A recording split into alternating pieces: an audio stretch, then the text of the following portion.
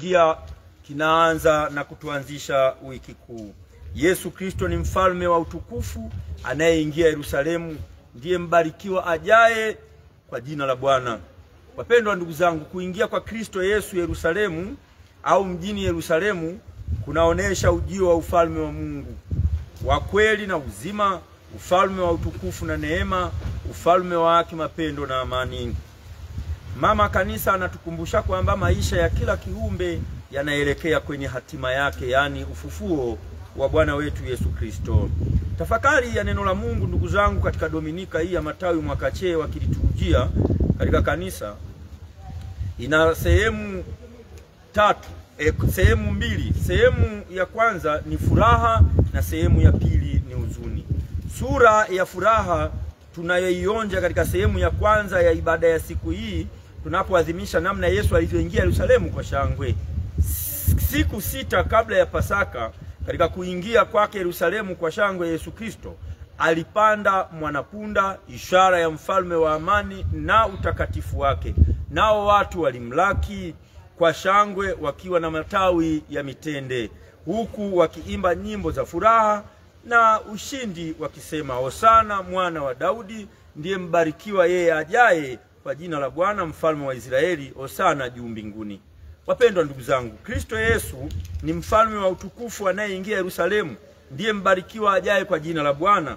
Kuingia kwa Yesu Kristo mjini Yerusalemu kunaonesha ujio wa ufalme wake, ujio huo ulio wa kweli na ujio huo ulio wa haki. Sisi tunafanya maandamano ya kuingia kanisani kwa shangwe, tukiwa na matawi mikononi yaliyobarikiwa kama ishara ya kuingia Yerusalemu mpya, ndiyo mbinguni. Ndivyo sala inavyotukaribisha na inayotumika kubariki matawi inavyosema, Mungu Mwenyezi wa milele, uyatakase matawi haya kwa baraka yako. Nasi tunaomfuata Kristo mfalme kwa shangwe, utujalie tufike Yerusalemu ya milele kwa jina lake. Ndugu zangu, maandamano hayo sio ya kuiga au ya kurudia mambo ya kihistoria yaliyopita tu, bali ni ishara ya nje ya sisi kukiri na kuungama waziwazi kuwa Yesu Kristo aliyeteseka, akafa na kufufuka kwa ajili yetu ni mfalme wetu. Dominika hii ya Matawi inatukumbusha kuwa Kristo Yesu ni mfalme na masia wa Bwana. Baada ya matawi kubarikiwa kwa kunyunyiziwa maji ya baraka, wakati huo watu wakiwa kimya wakitafakari, inatangazwa Injili takatifu inayosimuliwa kuingia kwa Yesu Kristo Yerusalemu kwa shangwe la kimasiha. Katika mwaka huu C wa kanisa kiliturujia tutaitangaza Injili ya Luka sura ya 19 aya ya 28 mpaka aya ya 40. Baada ya kusikiliza tafakari fupi, yanaanza maandamano kuendelea au kuelekea na kuingia kanisani kwa shangwe. Maandamano haya yanapaswa kupambwa kwa nyimbo na za furaha na kumsifu Mungu, kumsifu mbarikiwa kwa sauti kuu, kwa matendo makuu aliyotutendea, tukimshangilia Yesu mbarikiwa, huyo mfalme ajaye kwa jina la Bwana. Amani duniani na utukufu huko juu mbinguni.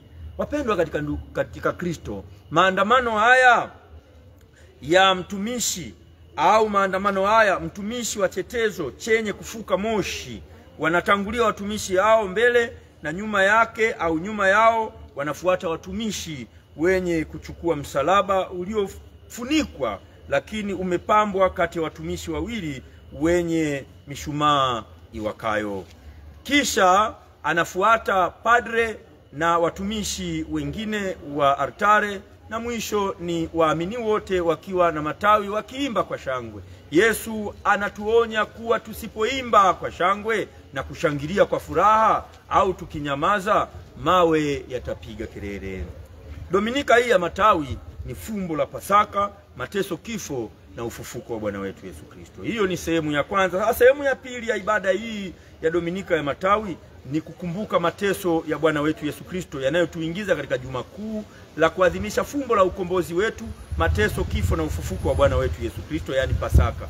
Katika sehemu hii, wapendwa ndugu zangu, kanisa limeweka mbele yetu mateso makali aliyoyapata Yesu Kristo na kueleza mapato yake ndio ushindi dhidi ya dhambi na mauti unaodhihirishwa na utukufu wa ufufuko wake. Ni katika tumaini hili ndugu zangu, mama kanisa katika sala ya mwanzo, ndio sala ya kusanyo, anasema: Mungu mwenyezi wa milele, ulitaka mwokozi wetu atwae mwili na kuteswa msalabani ili wanadamu wapate kufuata mfano wa unyenyekevu wake. Utujalie kwa wema wako tuweze kuwa na uvumilivu kama yule au kama yeye, na kustahili kuishi mateso ya Yesu Kristo, ambaye tunaweza kuyafahamu vizuri tu tukitazama pamoja ufufuko wake. Kwa hiyo wapendwa ndugu zangu, liturujia ya adhimisho hili imejaa mwanga wa Pasaka, nasi tukiweza na tukiwa na matumaini yetu kwa Kristo Yesu, tutaishi mafundisho yake, tutashinda na kustahilishwa kuurithi uzima wa milele. Somo takatifu la kwanza, kadiri tulivyosikia, kitabu cha nabii Isaya sura ya 50 aya 4 mpaka aya 7, linahusu utabiri wa mtumishi wa Mungu aliye mwaminifu katika kazi zake, ambaye haogopi magumu wala mateso. Mtumishi huyu si mwingine wapendwa ndugu zangu, ni Yesu Kristo, aliyevumilia mateso yote hata akuficha uso wake usipatwe na fedheha wala kutemewa mate. Hakukata tamaa, bali aliwatolea watesi wake mgongo wake walipomchapa mijeledi na walipomngoa ndevu zake mashavuni mwake. Hakuficha uso wake. Daima alikuwa mwaminifu na mwenye usikivu kwa sauti ya Mungu wakati wote wa maisha yake. Kwa usikivu wake yeye alipewa nguvu ya uvumilivu dhidi ya watesi wake, akapewa na uwezo wa kuwafundisha na kuwapa matumaini wanyonge na walio wanyofu, masikini na waliovunjika moyo. Kwa mateso yake ndugu zangu wapendwa, sisi tumekombolewa na tumetoka katika utumwa wa dhambi na mauti, tumeingia uzimani.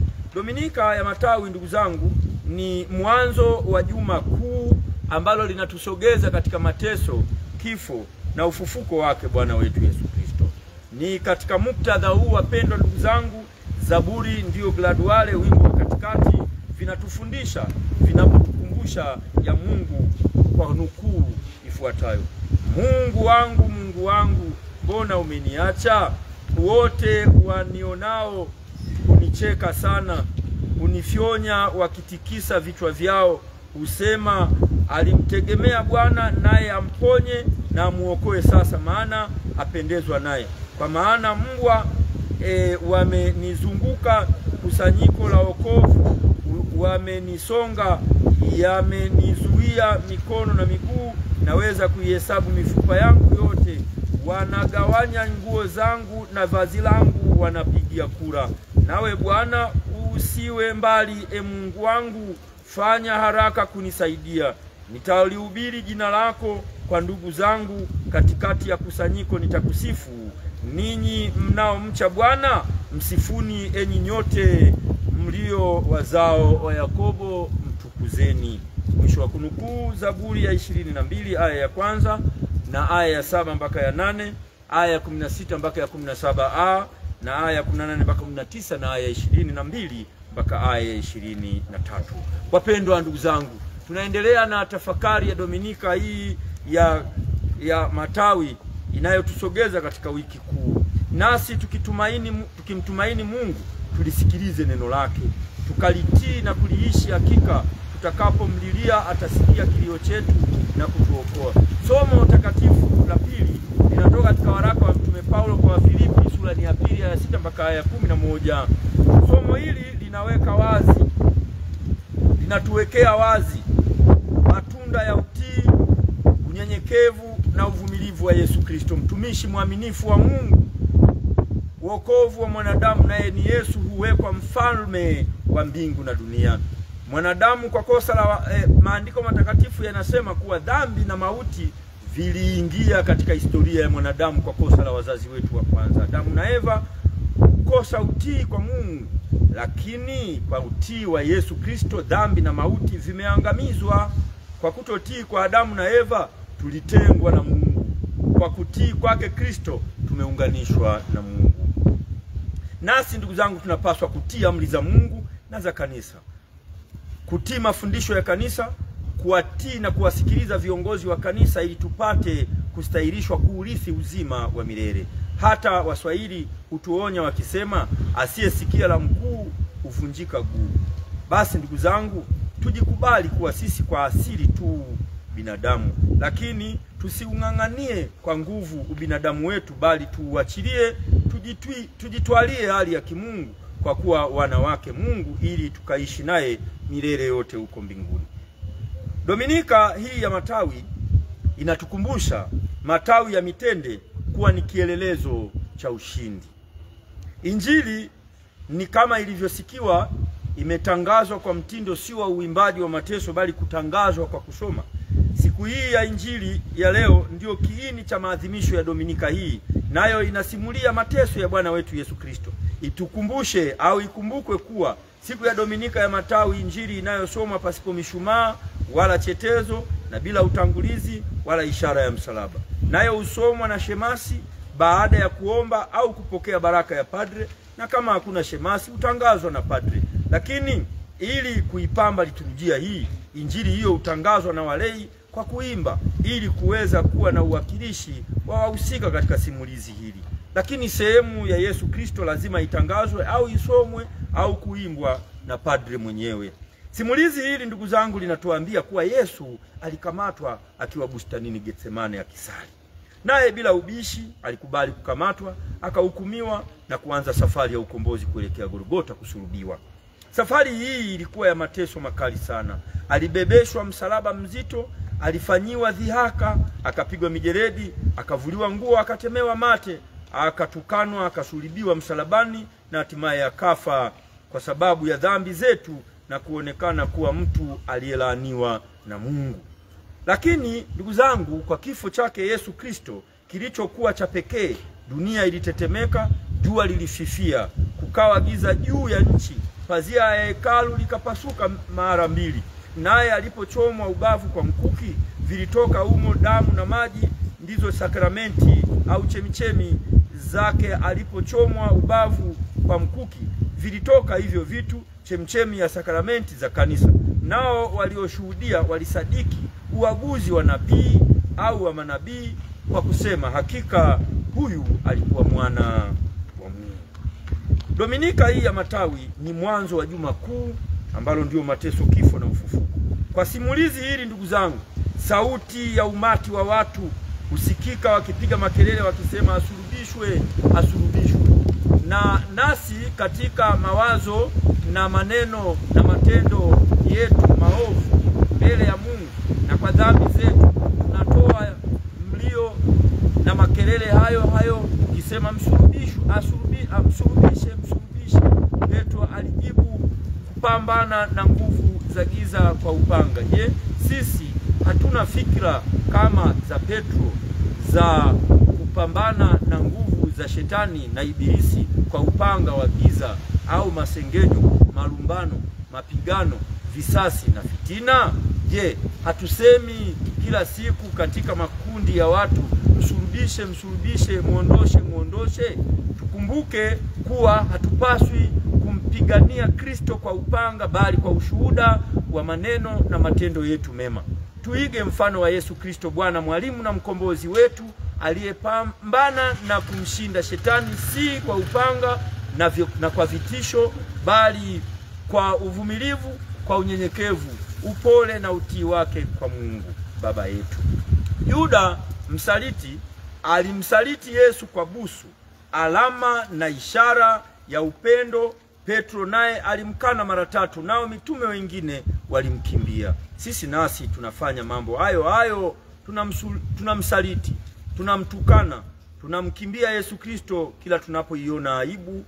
Injili tunapoirudia nyuma kidogo kiimani na kukosa matumaini kwake, kwa sababu hivyo hivyo tunaionea aibu Injili ya Yesu. Lakini kwake, kwa sababu ya magonjwa na matatizo tulionayo ya kimaisha, hata kutafuta suluhu katika dhambi, jogoo amekwisha kuwika mara ya 3. Tunaalikwa tujirudi, tujiweke chini ya msalaba wa Kristo, kwani hatuna tumaini jingine, japo kwao wanaopotea msalaba ni kikwazo na upuuzi. Kwetu sisi ni nguvu ya Mungu, alama ya bendera ya ushindi, kama tukiwaza kuwa ni kikwazo na upuuzi, na sisi kama tukiutazama kwa imani na moyo wa toba, kwetu sisi msalaba unatuletea ukombozi. Wapendwa ndugu zangu mnaonisikiliza na kutazama tafakari hii ambayo inaendelea kuletwa kwenu, tumalize tafakari ya neno la Mungu kwa kusema Dominika ya Matawi, Kristo Yesu anatangaza kuwa ni mfalme wa amani. Basi katika Juma Kuu linalofunguliwa na Dominika hii ya Matawi, tuombe neema ya kuwa wasikivu na watii. Tujipatanishe na Mungu ili tuweze kuifurahia Pasaka. Tuwe wasikivu hivyo na watiifu ili kusudi ufufuko wa Bwana wetu Yesu Kristo utufae na baadaye maisha yetu ya hapa duniani yastahilishwe na kufurahi sisi kwenda kuishi katika maisha ya kimbinguni, ndio mafanikio katika kumshinda shetani. Ni katika tumaini hili ndugu zangu, Mama Kanisa Mtakatifu kwenye sala ya kuombea dhabihu anasali akisema: Bwana, utujalie rehema yako kwa ajili ya mateso ya mwanao wa pekee. Basi hayo maneno yatusaidie kutustahilisha kitu kwa matendo yetu, tuipate rehema yako kwa ajili ya sadaka hii kubwa. Mwisho wa nao utangulizi wa Dominika hii naliweka wazo tumaini hili ukisema, yeye ingawa hakuwa na kosa alikubali kuteswa na kuhukumiwa pasipo haki kwa ajili ya wakosefu. Amefuta dhambi zetu kwa kifo chake na kutufanya wenye haki kwa ufufuko wake. Mwisho wa kunukuu. Na katika sala baada ya komunyo ndugu zangu, tutasikia Mama Kanisa Mtakatifu anahitimisha maadhimisho ya Dominika hii ya Matawi akisali: Bwana, sisi tulioshiba mapaji yako matakatifu, umetupa tumaini la kupata hayo tunayoyaamini kwa ajili ya kifo cha mwanao. Tunakusihi hapo atakapofufuka utufikishe huko tuendako. Mwisho wa kunukuu. Tumuombe Mungu atujalie neema nyingi tunapolianza wiki hili kuu. Tukusanye nguvu zetu, tuadhimishe mafumbo haya matakatifu tukiungana na Yesu Kristo anayeanza safari hiyo kwa tukio hili la kuingia kwake Yerusalemu kwa shangwe. Niwatakie Dominika njema na maendeleo mema ya maandalizi kuelekea Pasaka ya Bwana. Awabariki na kuwalinda Mungu Mwenyezi, Baba na Mwana na Roho Mtakatifu. Amina. Asanteni sana, Dominika njema na pia muelekee vema Pasaka. Asante.